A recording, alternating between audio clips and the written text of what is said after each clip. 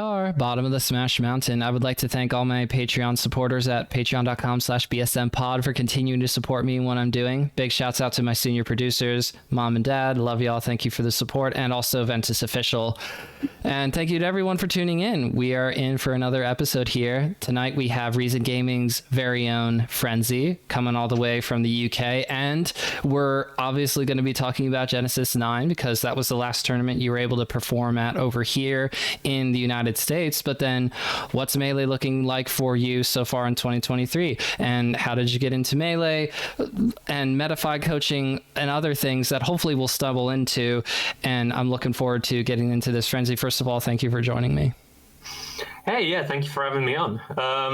Yeah, I mean, it's been a bit of a crazy few months for me, for the Smash scene. I think for everybody in the sort of like esports sphere, honestly. So there is, I guess, a lot to talk about. I mean, I'm not sure where you want to start with that. That was a lot of, things we could go over. There's no shortage. You're absolutely right. I think where you come from as a player, I worry that if I start you off on is esports dying is going to be a little bit shallow compared to ramping up into it just a little bit. So there's your tease to the audience. But for you, Frenzy, I always love hearing about how people get into Melee. It can be as short or as long of a story as you want. So how did you get into the game? Yeah, so I've played pretty much since as long as I can remember, casually. When I was like 4 or 5 or whatever, played with my brother at home. And then the way I found out about the competitive scene was, like most people around the sort of era of getting into the game, was the documentary, right? Pretty important piece of history for the game. But yeah, it was actually funny because I met a friend who played Brawl actually, and we were like competitive casuals, right? Like we were sort of scrubs, but we still wanted to really beat each other, right? And I'm the type of guy that likes to go online, look stuff up, research, that sort of thing. And I stumbled across Mutaking on YouTube, playing Meta Knight versus, a lot of people, messing them up. And I was like, this looks cool. And then, YouTube algorithm did its thing. When you find Mutaking, you find the documentary, right? And I said to my friend, hey, this looks really cool. I mean, I played Melee obviously before, but switched to Brawl because it was the newer game. This is before Smash 4 or anything. Right, of course.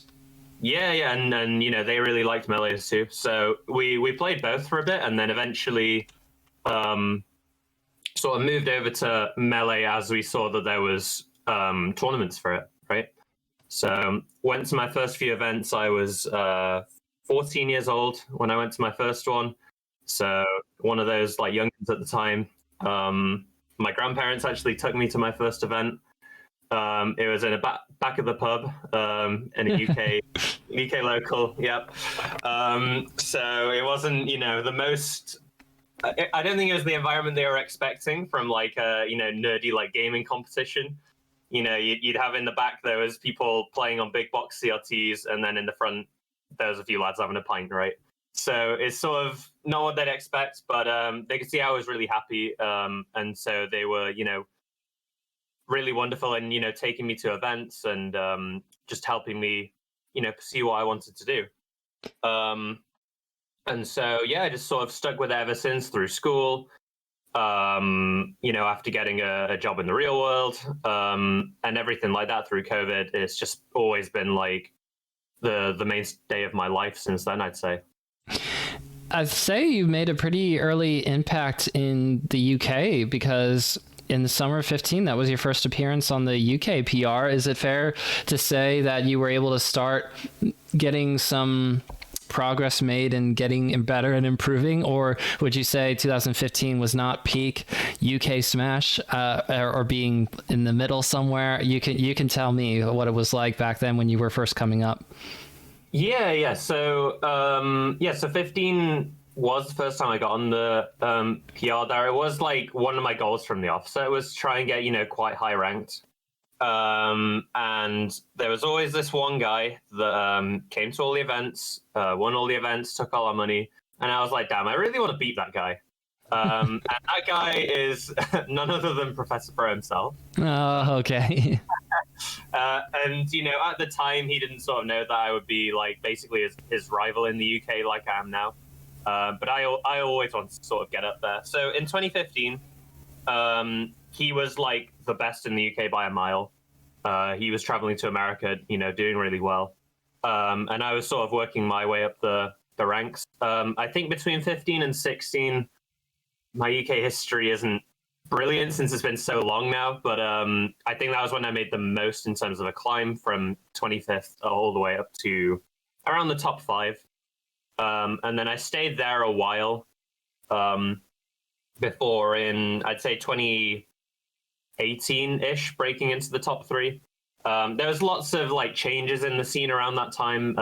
People leaving, people joining, and the scene nowadays is very different to what it was 5 years ago. Europe and the UK as a whole. But yeah, I'm really happy with how it is now. I think it's the best it's ever been. I'm not sure how many viewers of this podcast saw it, but we did actually do a crew battle versus Sweden with Leffen, and we actually won by a mile. So I think that gives you a bit of a idea of how strong the UK actually is. And then how about Europe in general, also beating, well, maybe not all the collectively best Tri-State players at Collision, but there was good European representation at Collision. There was World versus USA, or World versus Tri-State, excuse me.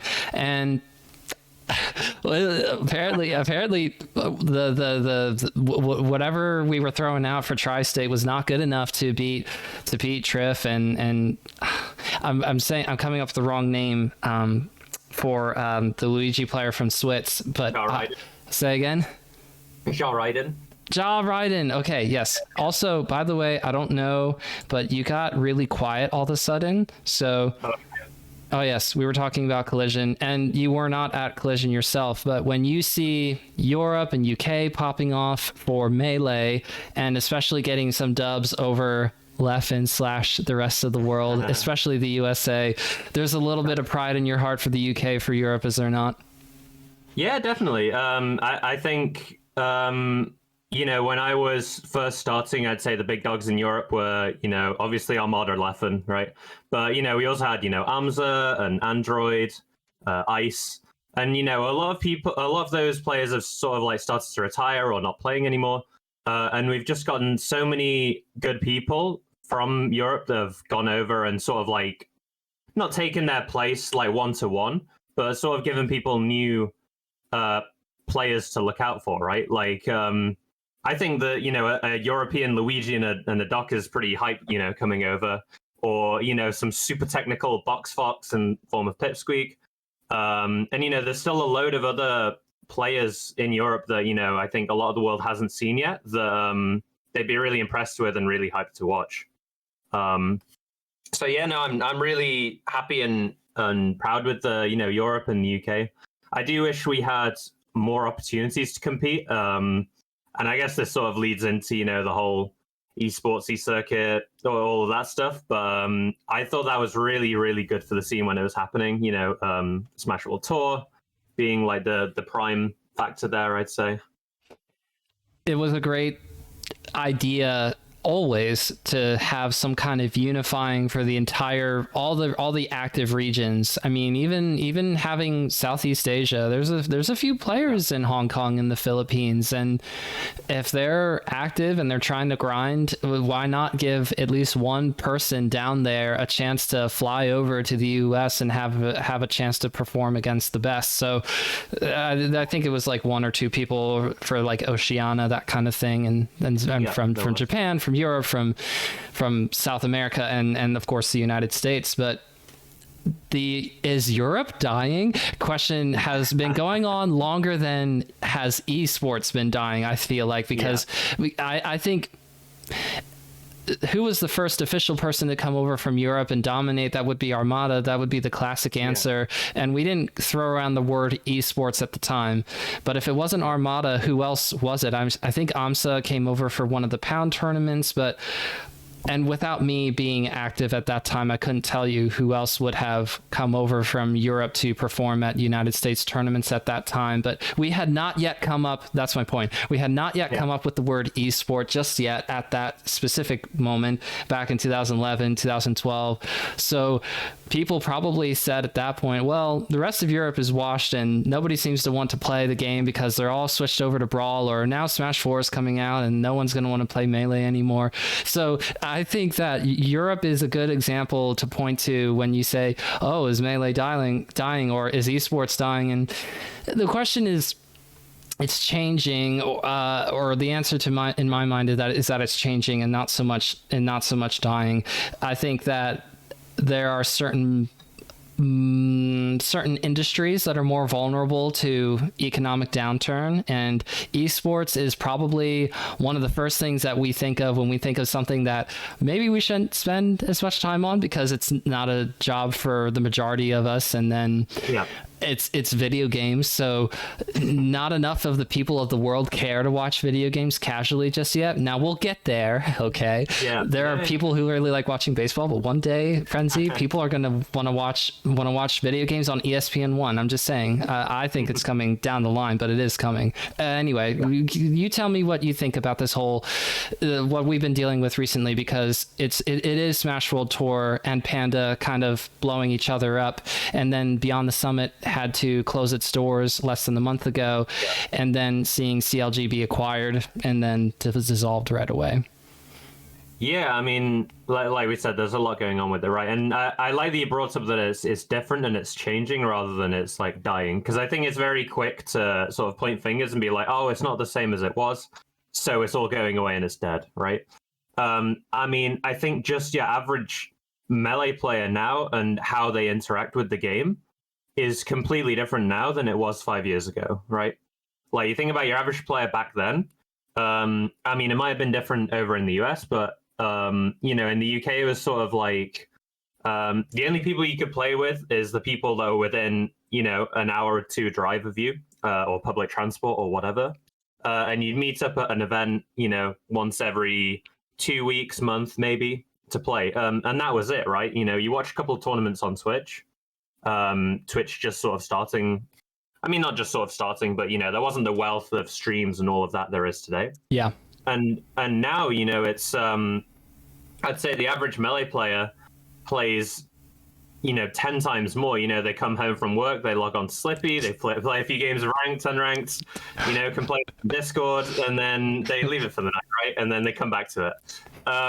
And, you know, if you wanted to, you could enter a tournament pretty much every day of the week.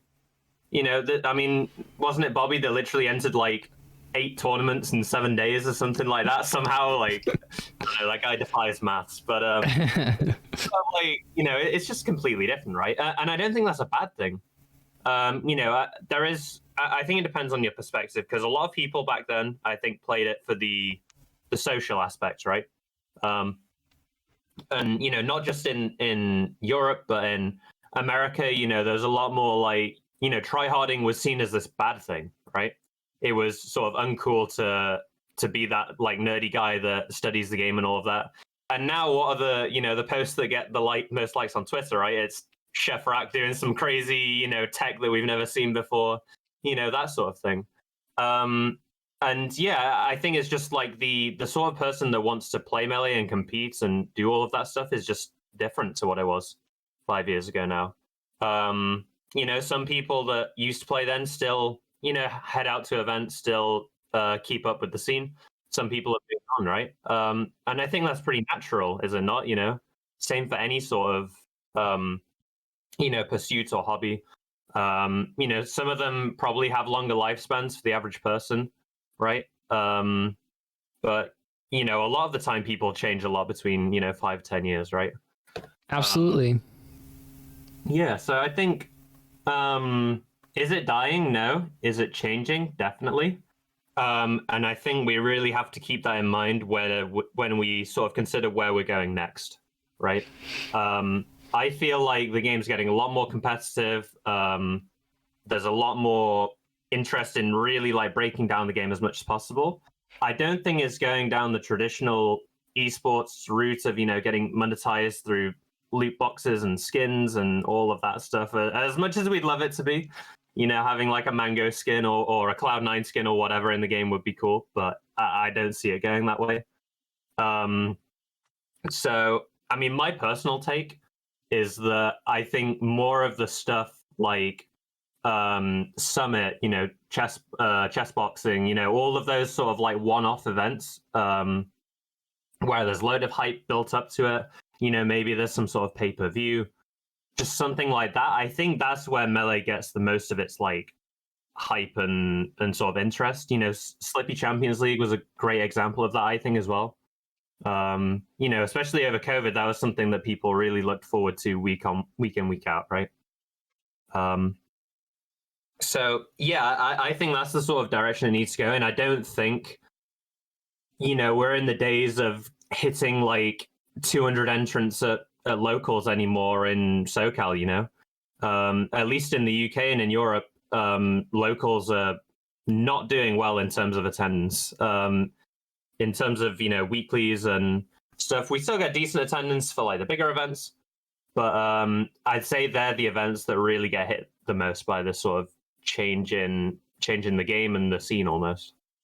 Sorry to hear about the local attendance, because I think that there's been an interesting, in my region, I felt like since I was officially making this podcast and such, my basic understanding of my region in central Pennsylvania to be fairly dead. You had to go to Philadelphia, which is an hour and a half towards, then you get to Philadelphia, or if you want to go down to Baltimore, or if you want to go up to New York City.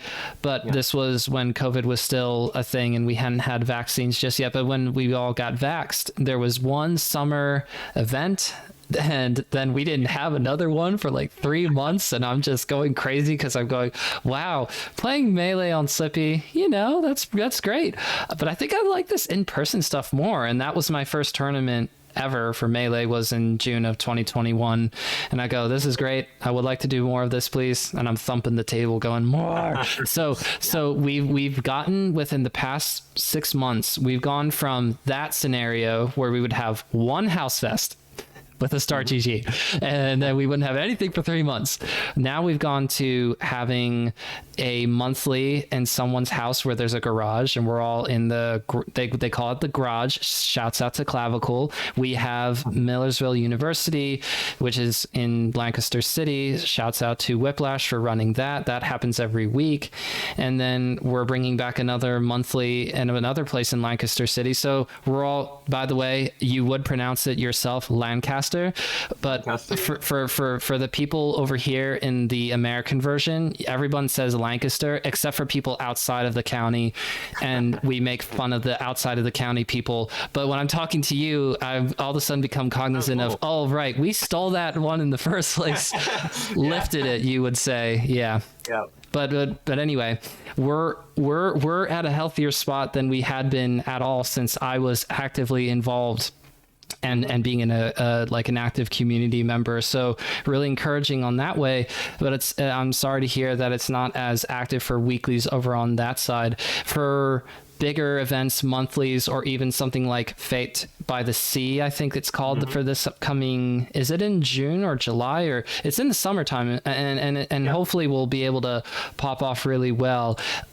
But you're saying that it's not healthy for something that happens on a more regular basis, and would you just simply attribute that to there's not as many Slippy kids showing up, or is it something else in your mind?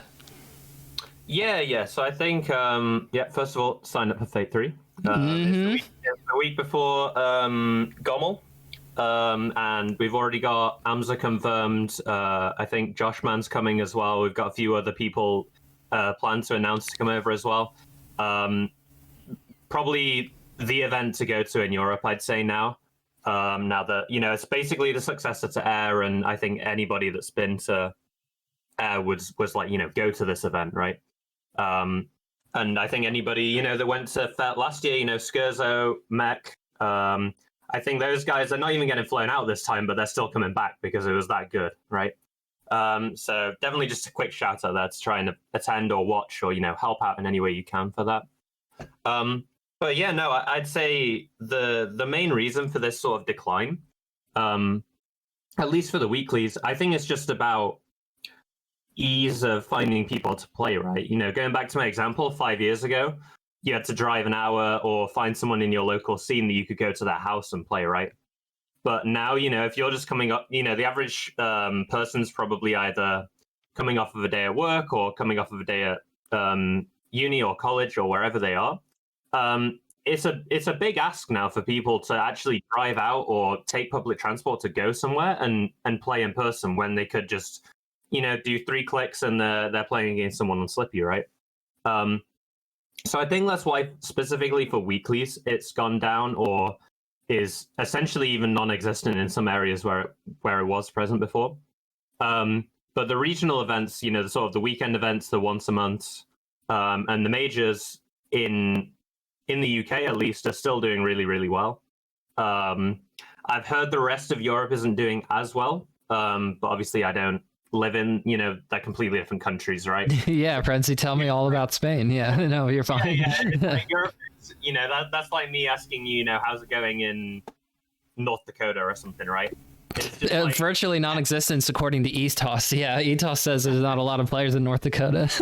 I mean, Ethos knows more about Europe than I know about Europe. So. Oh no. But yeah, no. So I think that's the main reason why. But again, I mean, I don't think that's a bad thing as long as we're still getting that sort of in-person attendance at, the regional tournaments and the bigger events. I think it's still fine. If it does get to the point where those aren't getting attendance either, I think that's when we really start to have a problem.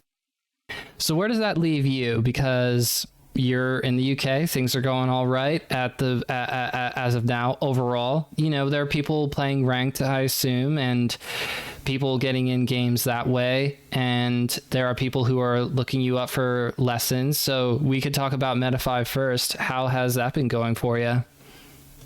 Yeah. So it's been going really great. I mean, lessons, I'd say in the past few years are definitely something that has perked up a lot in terms of interest. I'd say the first person to really start advertising it and doing it was Drug Fox, right? And I think now he has like a good chunk of the top 50 as students of his, which is pretty interesting. But yeah, sort of like ever since then, I think a lot of the top level players have sort of seen this and gone, oh wait, hang on, I can actually support myself a lot better by doing this rather than streaming or that sort of thing. And I feel like the direction it's going now is there's sort of two camp, or I feel like it's going to emerge where there's sort of two camps of top players, right? I think because none of us can sort of sustain ourselves through prize money alone, right? I mean, especially not me because I'm not winning big events, right? But even in America, you think of someone like I don't know, Coderin, right? Top 10 player making top 8s. He's still only going to get paid out like $300 or whatever for fifth, even with an amazing placement, right? Right. So he's have to find something else. And I feel like the two avenues at the moment are either streaming or lessons. And I think that certain people are better at certain things, right? So, for example, someone like Bobby, right? Bobby Big Balls is probably going to be better at streaming than he is at doing lessons. No shots fired there. That's just his sort of personality, right? And how he understands the game, right? Whereas I feel like for me, I'm not too much of like an entertainer like he is. So I find a lot more value and I enjoy more sort of doing lessons, teaching people, helping people out that way, right? And so for me personally, I did try streaming for a bit. And I just felt that, lessons were a sort of a better use of my time, both giving and taking, right? But yeah, I think that's the important thing for people right now is I think everybody's realizing that, or not even realizing, it's just that there isn't that prize support, and there probably never is going to be, right? Just looking at, the recent events. And so each player, I think, has to find their own little niche or avenue to sort of try and build a bit of a career off of, or at least sustain themselves, right? I don't think everybody has to do melee full time at the top level. I mean, look at Lud, right? Top 10 player, fully qualified medical doctor as well, right? Yep. And he is still doing phenomenally. So I don't think you have to do it full time, but a lot of people want to get something other than results and all of that stuff out of it, right? Like we want to be able to support ourselves doing the things we love. And so yeah, I think it's about finding what you're best at. Is it streaming? Is it making YouTube content? Is it doing lessons? All of those different things. There's probably other stuff that we haven't even thought of yet or explored that people could be doing as well. But yeah, that's sort of where I'm at the moment, is sort of pushing those lessons, trying to develop that as sort of like something I can do, because I can't come over to America and compete as often as some of the other people in America, right? Like for me, a high attendance was like last year, where I came over like 5 times, I think. Whereas, the average player in the top 50 probably attends 5 majors within like 3 to 6 months, right? Well, especially last year, yeah.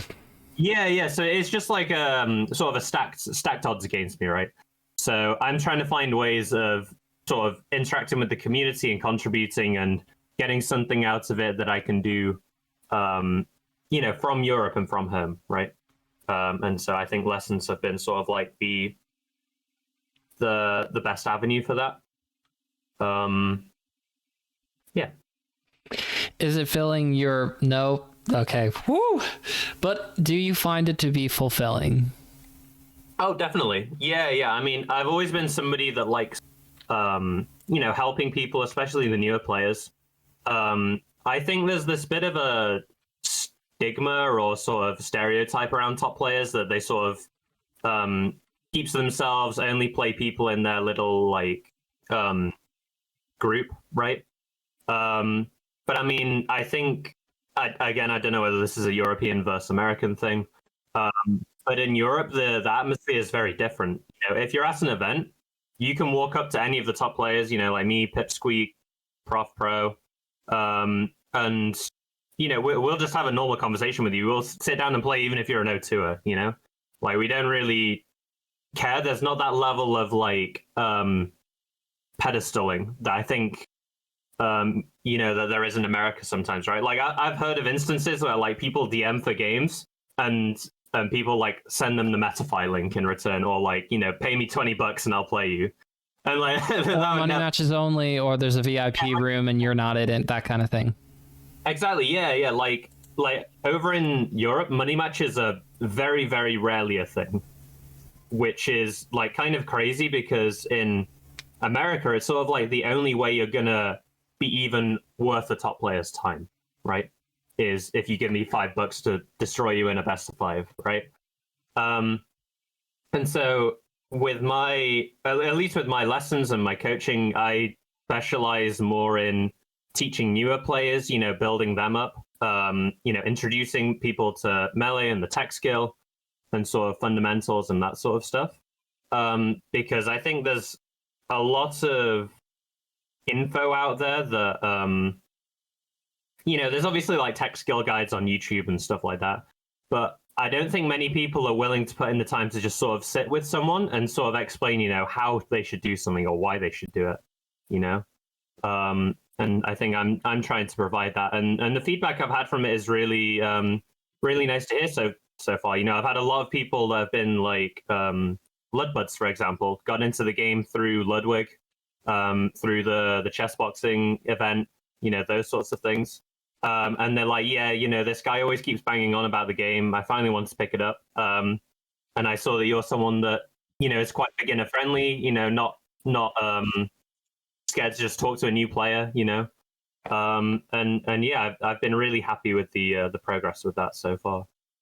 It's cool that you've gotten some people who directly pointed to smash boxing and chess boxing as this was one of the things that finally made me say, all right. And most of the seasoned melee people watching Toussaint and and Fiction and Kalindi and I don't want to say Socks, the other player, Spud, excuse me, playing with the gloves on, not the boxing gloves, but like those like only your fingers are exposed and the rest of it. But that was worth somebody's time. That's pretty cool. Yeah. Oh no, definitely. Speaking of something that you might hear from the Lud Buds or other new players, you're explaining to them something that requires a good amount of precision. Melee has a minimal buffer system, so there are some things that have to be within a few frames to register properly. And it is not to say that everything in Melee has to be frame perfect, because, well, the amount of people that can do things perfectly all the time on the perfect frame is zero. You have your moments, but even top players, except for maybe Jmook, maybe with those tech chases, like I say, nope, there's a mistake. They're just like me, for real. They missed a wave shine or something. Give me something. So what I'm asking is, do they point to their controller first, or are a lot of people who are taking lessons, do you find to be the kind of person who says, it starts with me, Frenzy, help me understand how to get there, and they're not just immediately blaming their controller? Yeah, no, I mean, I'd say, first of all, there's a bit of sort of selection bias, because I think the sort of person that would go after lessons in the first place is somebody that's quite intrinsically motivated to get better and sort of pursue, getting better at the game. I think one thing that's sort of been missing, and I've been noticing this as I've been, looking at other hobbies. I've started playing piano recently. And one of the things with that is you can buy whole, guides and courses and all of that online of how to go from literally never touching a keyboard to being like a grade 8 pianist, right? Whereas in Melee, we don't really have that. There's not sort of like a pipeline to get somebody from, a Lud Bud to getting top 64 at Genesis, right? The best we have is some sort of web of Discord guides and YouTube and, random Smashboards threads from 2014 and, all of these things, right? And so I guess what I'm trying to do is sort of give people a bit more of a pathway of how to get from A to B, or at least get them on their way, right? Because as a new player, I think it can be very, very daunting. There's a lot of things that in the Melee scene that are sort of common knowledge, I guess is how I'd put it. You hear a commentator say a tourney winner or something like that. And if you're a new player, you're like, what the hell's a tourney winner? He didn't win the tournament off of that. Why why are they calling it that, there's a lot of these phrases and stuff like that. But even outside of that, it's just there's not sort of a nice path for people to get into the game and sort of develop from. And it almost feels sort of not RNG sometimes, but I feel like it depends a lot on the people you have around you when you're getting into the game, whether you'll succeed or whether you will, drop out of the game, lose interest, that sort of thing. I like that answer, because you're right. It has a lot to do with who you're talking to and interacting with. And the basic online Twitter and online Reddit and elsewhere communities for Smash and for Melee are hopefully good videos being recommended, and not worse than that, because the get good responses are tiresome to encounter. But I think about, for me, I knew my controller was part of the reason why I was going to struggle, because it was a stock controller, and I thought I should be able to do a reasonable amount of tech on this, only I felt like I was constantly having to fight maybe the analog stick the most, and how it didn't always feel consistent. And it might just be because my thumb is not capable of doing super precise and fast inputs. Maybe that's the reason why I jump with X instead of with jumping with tap. Although I hear people talk about how Lud does certain things by using the tap jump, and they go, that's a lot. That's a lot for one person to do. So maybe I'm not the only one who feels like that's a struggle. But when I switched over to the box last year, I was mostly thinking about how I wanted to play on something that felt consistent. And the the movement feels a little bit better on the box for me. So I was curious about how people would come to you, talk to you about their frustrations of, I can't quite get this down. And it is tempting because you hear it all the time, no matter where you are, from the top players all the way down to everyone else on the internet. These controllers, they're so bad. Yeah. And I've talked to people about controllers before. You'll hear a little bit of differences, but mostly across the board, it's what I want out of what I'm using is consistency. Yeah, definitely. And I mean, I have had, really new players come to me, and, one of the first questions they ask is, oh, should I be investing in this box controller? Do you think it's worth it to switch to this rather than starting on a GameCube controller? I think my honest opinion for, 99% of players, I don't think it really makes a difference. I think that any sort of advantage from box, at least in the short term, can just be sort of overcome by either practicing more or more efficiently or more precisely, something along those lines, right? I think it's when you get to the sort of the higher end level, and I don't want to ramble into some 2-hour long why is box broken, why is GameCube controller, fobs are dumb, all of that stuff. But I think it's only at the very top level where the real sort of competitive advantages or disadvantages really come up. I do think the box, and this is something I've heard from a lot of people, is quicker to pick up than GameCube controller for a lot of things. I think there's a few theories about this. One I haven't heard is that I think just a box style controller in general is a bit closer to, something like a keyboard, right? Which we're quite used to. Whereas, GameCube controller, obviously we have like 360, no, not 360 controllers. That's showing my age there. But sort of like, general games console controllers, right? Why'd they go back to Xbox One though? Sorry, please continue. Yeah. But yeah, it's sort of different, like different shape. You're doing different inputs on there. Generally when you're using a normal games console controller, you're not doing very high APM, right? Whereas when you're on a keyboard, you might be a lot higher APM. So I think your fingers and all of that are probably more used to it as well. But yeah, I do think that it's sort of like you can pick whatever you want, and as long as you practice enough and the right way, I think you can achieve whatever you want with it for the most part. Again, that might not be true at top level, but if you're somebody that's going 0-2, 1-2 and you're watching this podcast and you think, oh, it's the box that's what I really need to get to that next level, right? Don't do it. Just find out what's going wrong with what you're doing right now. Some things I point to with people is, are you going too early? Are you going too late with your inputs? Are you doing the wrong inputs in the first place?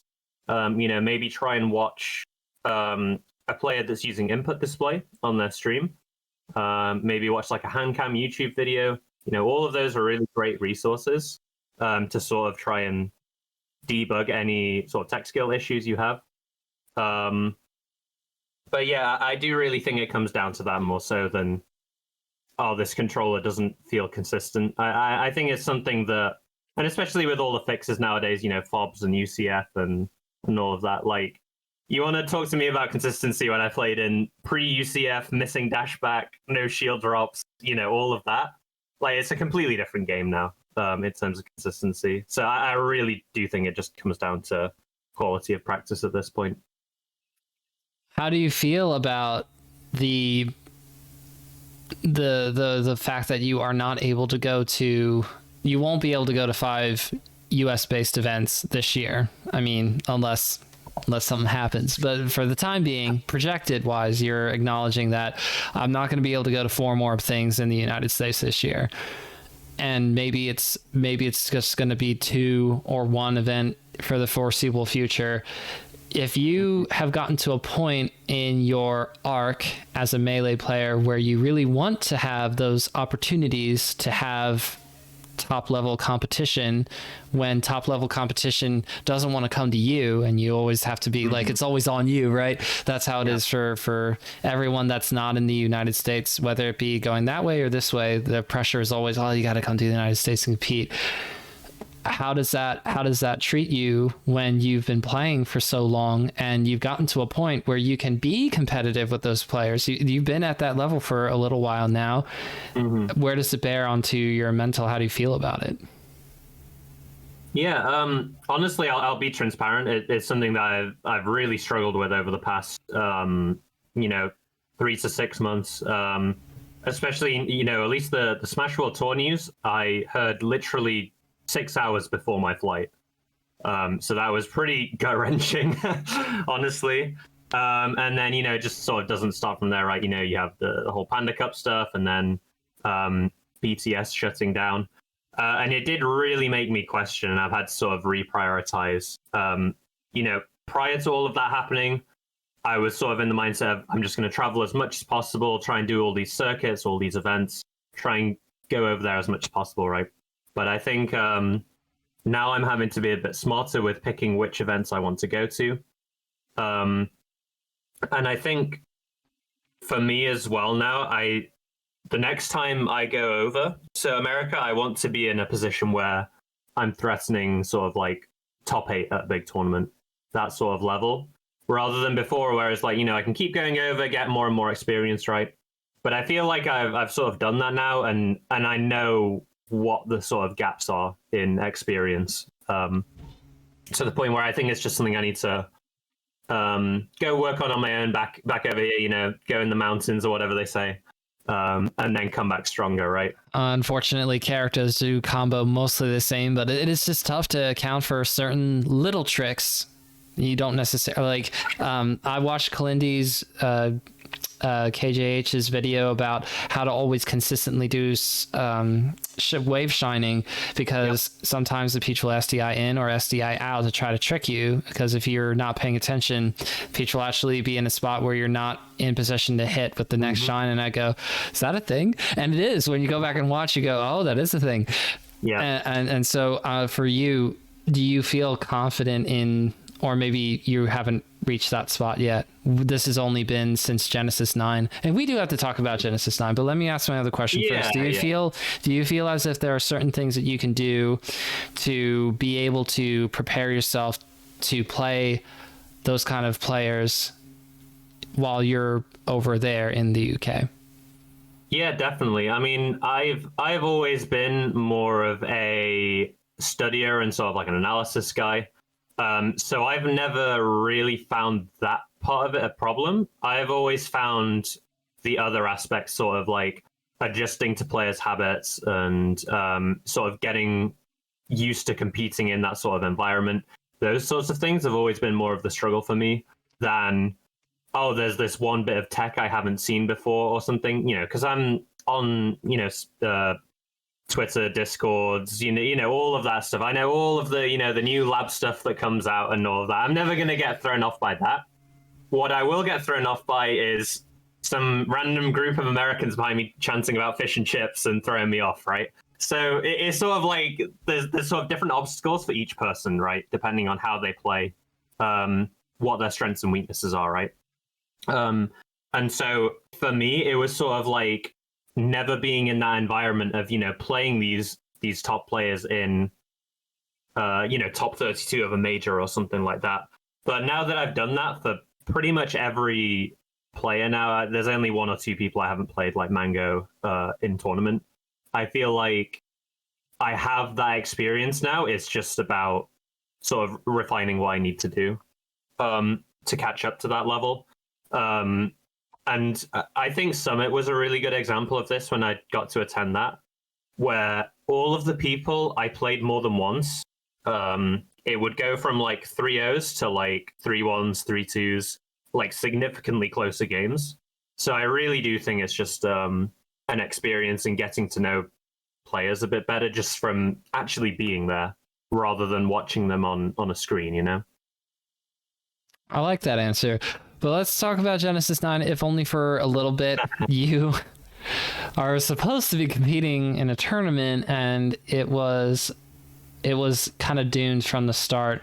And this was already having to, my gosh, 6 hours before the flight takes off for the US. That's when you found out about SWT. That's messed up. So, and then you chain combo that into the next US event, and you're going from San Francisco, where you fly in, to San Jose, and you have to jump out of a car because you realize the ride share is in fact not a real live share. Nope. Yeah, so I mean, it was. I mean, it's still something that I wouldn't say it haunts me to this day, but I do think about it from time to time. It's really been like a big thing that's affected me, and I am really grateful that I got out of that, relatively unscathed. To be honest, like it could have been a lot worse. But yeah, it wasn't really the start I wanted, honestly, to the year. I'd been really motivated, I felt like I'd sort of, recovered from that Smash World tourneys and Panic Level, and I was like, okay, this sucks, but I'm going to really try anyway. Genesis is coming up. I'm going to go over there, try and do really well. And then this happens, right? And,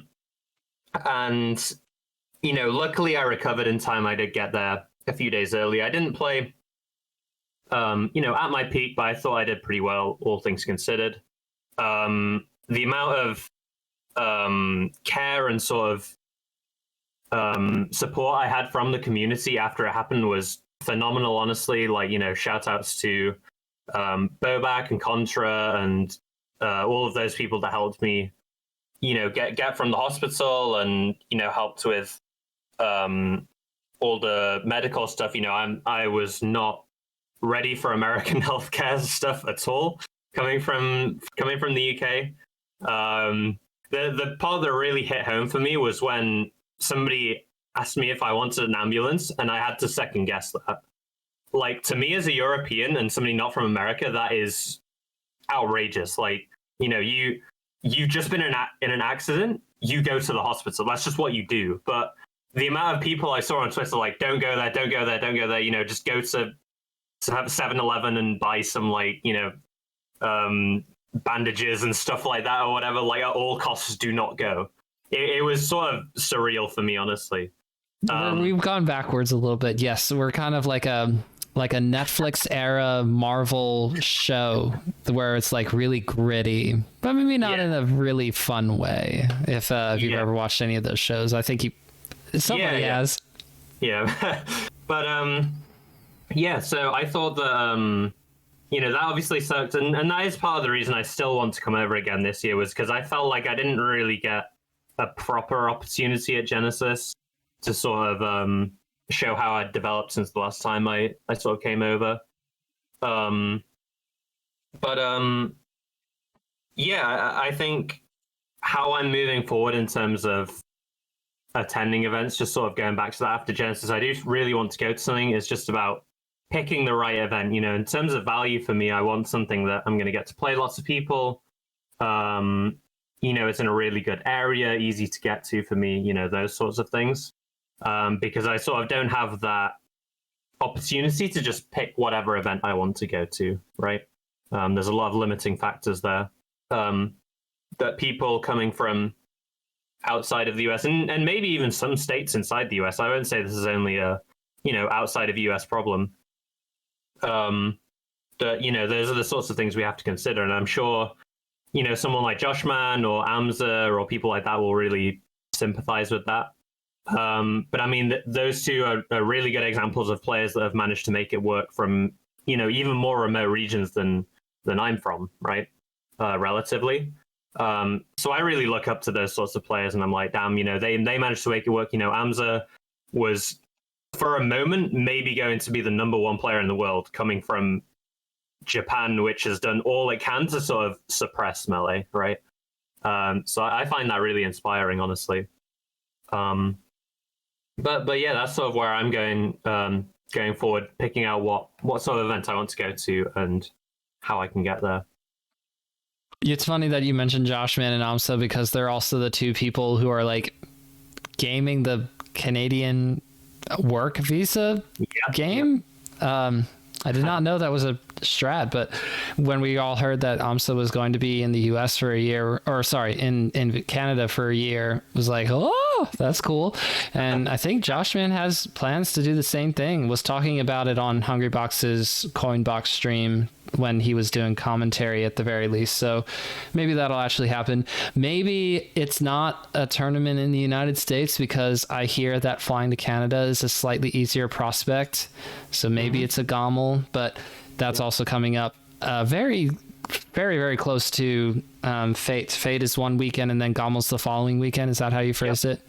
Yeah, that's right. So it would be finish with Fate and then maybe a day and then fly out to Canada. If you decided that you wanted to do that, but yeah. The future is uncertain in that regard. You haven't picked like, this is the event that I want to try and attend in 2023 in North America.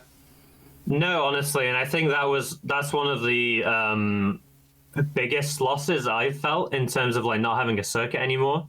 It was very clear when the Smash circuit was on the World Tour which events to go to get these points and like how to plan your trips out, right? Whereas now it's sort of like one event isn't really more important than the other for anything like in the grand scheme of things, other than, you know, prestige, right? In terms of, you know, top 8ing a Genesis or a big house or something like that, right? Yeah. And I really liked that, you know, being able to be like, you know, I've got this big thing I'm working up to, and the finale, and getting points and qualifying and all of that stuff. I thought it was really, really interesting, both from a competitor and a spectator standpoint, right? Like, I think, you know, thinking about, who's going to qualify for Smash World Tour from these regions, there was, you know, definitely a battle in Europe between a lot of good players. You know, even going back to the year before where we had like the sort of the one-off regional qualifiers. There was a lot of really hype sets in those, you know, both in America and in Europe and in some of the other regions. And I thought that was really great to watch. But yeah, it's just sort of like there's none of that anymore, which is really, it's a really sad situation, I think.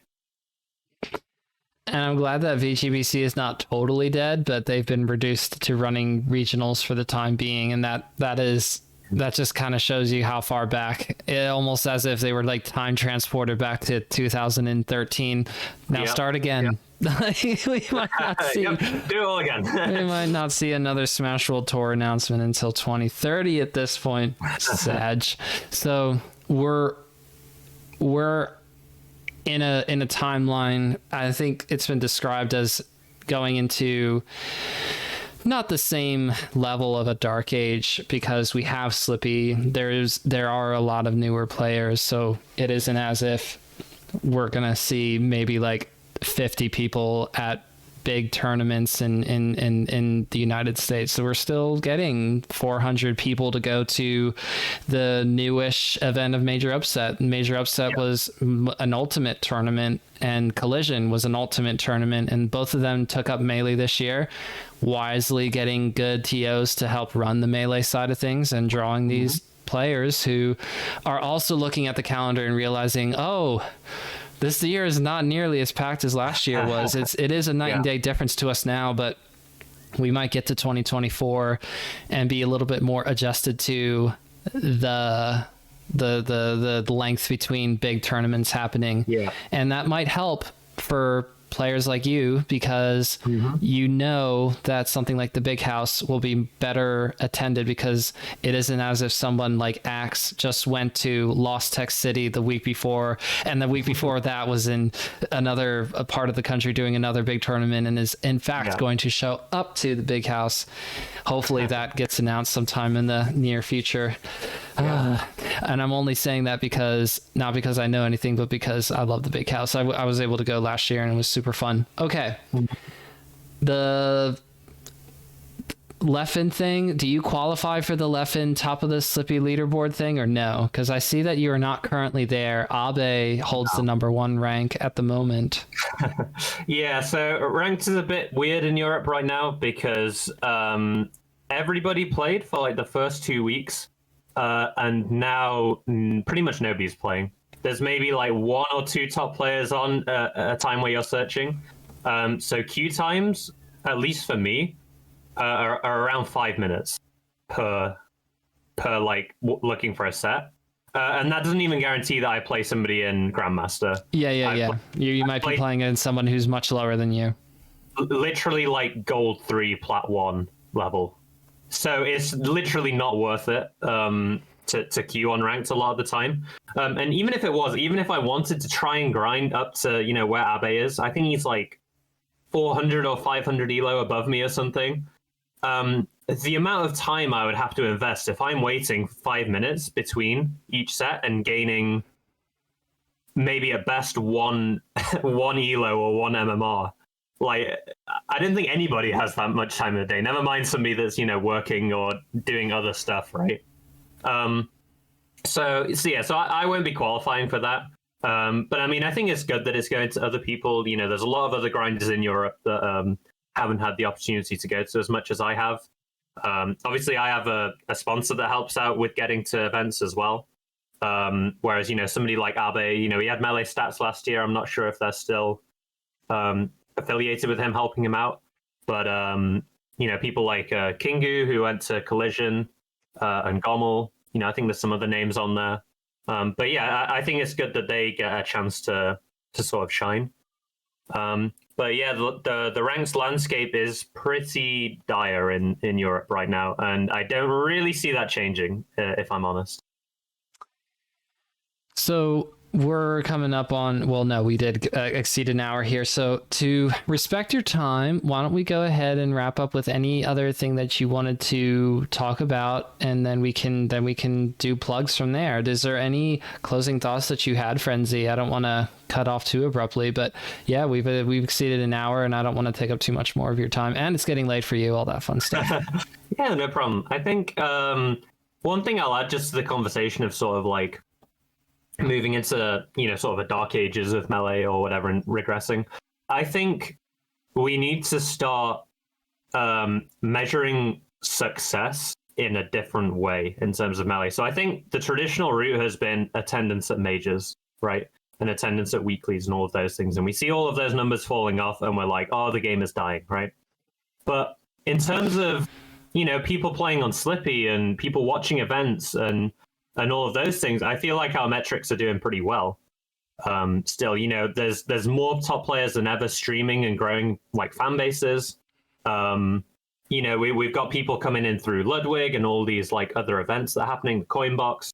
So I think we have to look more towards sort of the online presence of the game, I think, because that's just where esports as a whole, I feel like also is just heading is online.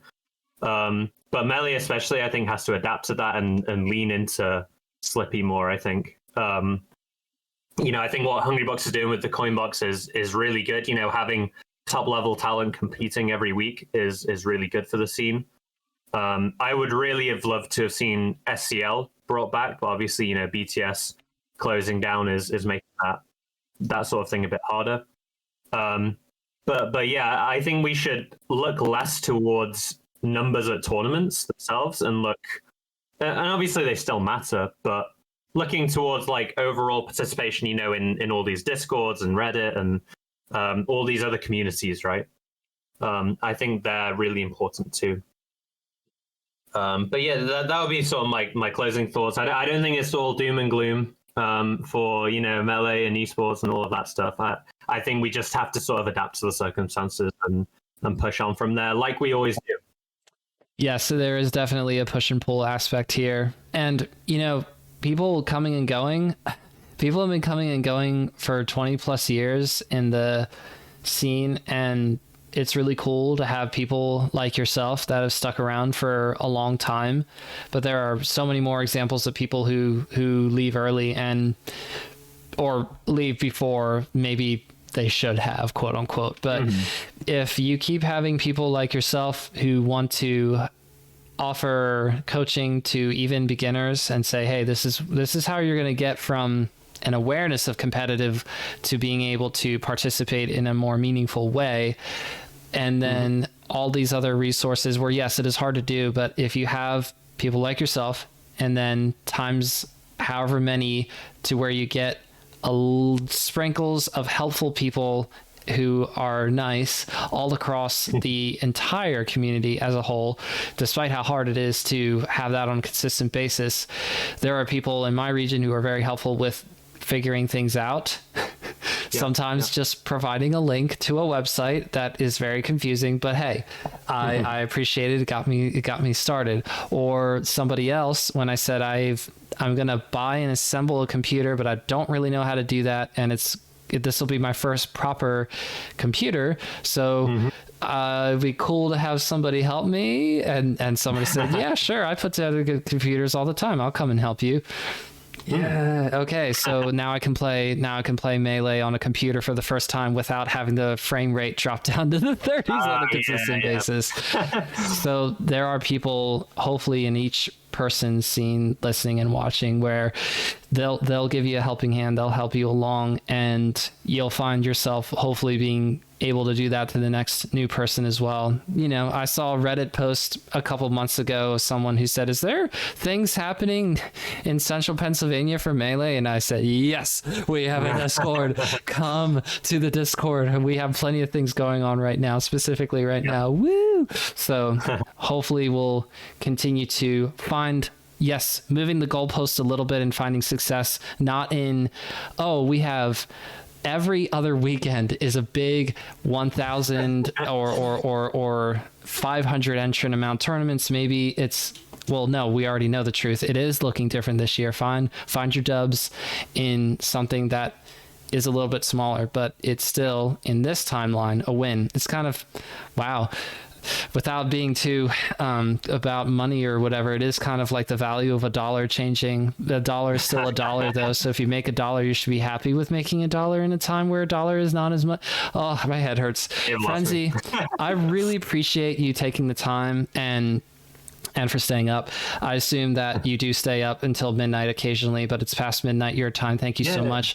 Tell the people where they can find you and where they can take up lessons with you if they so desire, all that fun stuff. Okay, yeah. So, so the main places to reach me, Twitter, I think my handle's on the screen, on the recording, at Frenzy SSBM. Metafy is going to be metafy.gg/Frenzy. And Discord, anybody can add me there, Frenzy #2793. Always open to, DMs, anything you want to ask me, more than happy to respond. I'm not going to charge you, don't worry. It's this, if you're new to the game and you're looking for someone to help guide you through that process, you want to sort of get a better understanding of the game and feel like you're really playing it rather than just, pushing buttons, or, maybe you're struggling with something, some sort of tech or something like that. I have a load of different options on Metafy, all the way from, $10 to like complete training plans, So it's really, I think it's a really good resource, and I would recommend anybody that's interested in that, shoot me a DM, at me on Twitter, whatever you want to do. I'm more than happy to help out. I love getting, new people into the scene and playing more and entering these events, and just having a good time, right? But yeah, in terms of shout outs, obviously Reason Gaming helping me get to events. Huge shout outs to them. The UK scene, Team FET. All of those guys, super helpful. I wouldn't be where I am today without the support from that community. And yeah, I mean, thank you for having me on. It's been really nice to sort of talk about all of these issues. I think a lot of people have been thinking some of these things and struggling with it. So it's nice to sort of vocalize, my perspective on the issues at least, and hopefully give people some sort of hope and somewhere to look to for the future, right? You've been very encouraging me this evening, because I always wonder, well, what's it going to be like for someone who is in your position? You play the game a long enough time, you have a right to be frustrated with different opportunities disappearing and going away, and then still saying, all right, I can move the goalposts here, and I can still find enjoyment from the game by doing this kind of thing. In your instance, focusing more on lessons, and I am going to get to that opportunity where I can top 8 an event in North America at this time, or have a good chance to at the very least. So very excited for whatever tournament you end up coming to over here for. But in the meantime, like you were saying, I'll tell everybody, you'll find the links below to Frenzy's Medify and the Twitter. And you please register for Fate, because if you want to see the best of Europe, you're going to see it at Fate. You're going to hopefully be able to tune into the stream and everything. There's going to be people from the US going over as well, which is really, really awesome. I'm really happy to hear that, because one of the reasons why any event is fun to watch is high level opponents going at it. And when you have Europeans over here or North Americans over in Europe, I feel like it just becomes so much more interesting. And, you know, seeing Professor Pro and Skurzo go to game 5 for some reason and play the spaghettiest of Melee in that top 8 last year.